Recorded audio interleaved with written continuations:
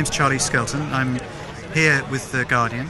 I've got a piece to file today in about 3 hours. Not sure what I'm going to write about, although I say that, there's lots to write about, and fortunately this year a lot of people have been writing a lot of stuff about Bilderberg, so that's good. And why did you feel it necessary to report on Bilderberg? Well, I mean, because no one else was, and it was. I remember literally walking along the road thinking, one day in 2009, thinking, God, it's funny no journalist really goes along to reports on it. It seems weird. It seems quite a big thing. I wonder why no one. And I said, oh God, hang on, maybe I could just go along and do it. Whether or not I regret that thought process, I don't know, but it brings me here. Why do you think nobody else was covering this kind of thing? Well, that's one of the 2 or 3 big questions around Bilderberg. Why the lack of coverage? Partly, I think it's when we're talking these recent years. I think it's sort of habit. I think the mainstream media got out of the habit of talking about it to such a point where the subject itself sort of moved out of the realm of politics and current affairs and international relations where it belongs, and kind of just fell into a place all on its own. Well, not all on its own, but in a place where it's a conspiracy theory to talk about it, which I think has been properly exploded this year. I mean, really, that's the thing that seems the most. If I was to thin slice the mainstream media, it's that they've found a way of talking about it, and I think one of the reasons they've found a way is the lobbying scandal that was like last week or so in Westminster. It kind of put the whole idea of lobbying and an uncomfortable relationship between big business and politics into people's minds, into the minds of news editors and journalists, and I think the result is a much better, more balanced coverage. Financial Times, right, did a very measured and good comment piece. They sent down a journalist, great, and they wrote this piece, which is very good in terms of, it's the best you could hope for from a comment piece in the Financial Times. But one of the sentences in it was something like, I'm paraphrasing, transparency campaigners are pushing this subject because of the lobbying, and they suggest that the Bilderberg conference has a lot in common with real-world events, right? And it was like a little Freudian slip, as if the conference isn't a real-world event.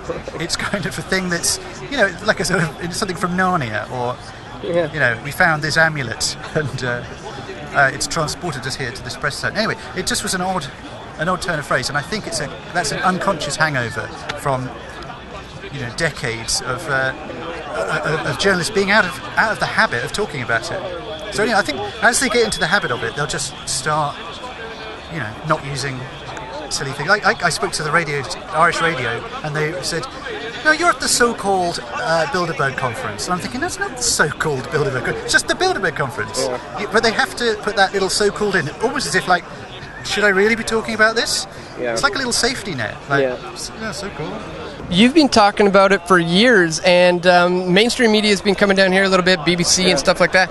But it looks like they're going straight for the kind of conspiracy theory angle. Not all of them. Some do, and I think it bewilders me that journalists would do that. As far as your coverage, have you come across any kind of intel about what may be some of the topics discussed this year? Do you know what they're talking about in there today? No, I mean, obviously you look at the participant list and you can kind of guess some subjects. I mean, and also they release a kind of sketchy agenda, but that does include things like current affairs and challenges for Africa or whatever it is. So it's not exactly things like the situation in the Middle East. I can't remember what they call it this year, but but you can infer some things from the presence of there's the international business manager of BAE Systems is there, so that suggests that at least BAE thinking there's business to be done around the table. As far as the new amount of exposure that Bilderberg is getting, do you think this is going to continue, and what might it mean for the future of Bilderberg?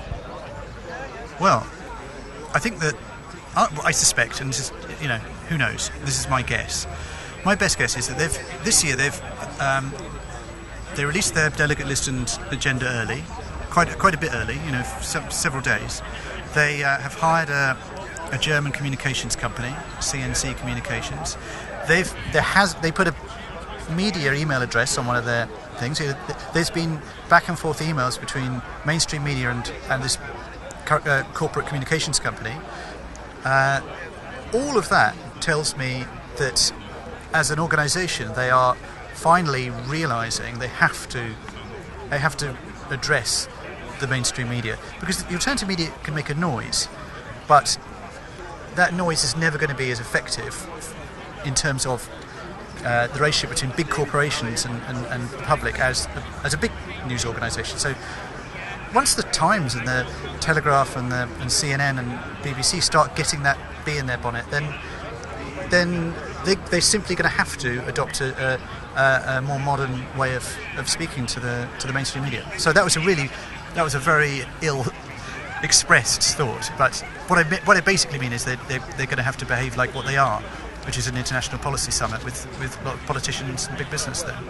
Is it possible, or do you think that the outcomes could either be transparency, which is what we're going for, or more secrecy? Is that a possibility as well? Well, there's a limit to how much you can ask for transparency from people like the head of KKR, or the head of Evercore, and that's not really anyone's game here. I mean, I think what we want is for our politics to be more transparent, and so insofar as politicians are there, that's what we're after, for those individuals to behave transparently, and for the organisation that is inviting in foreign ministers and finance ministers to their conference, for them to talk to the press. I'm not hoping for much from Goldman Sachs, but why would I? Yeah. Last question for you. If you had an opportunity to maybe give the Bilderberg message a short little message, if you had a chance to talk to the guys sitting around that table right now and you could say something to them directly, what might you say? Send down a media representative to the press zone. That. Yeah. Awesome. Very well said. All right. Thank you very much for speaking with us, Charlie Skelton. Thanks.